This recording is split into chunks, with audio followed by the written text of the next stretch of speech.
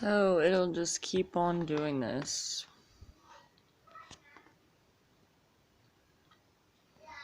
I've tried to factory reset it. Nothing works.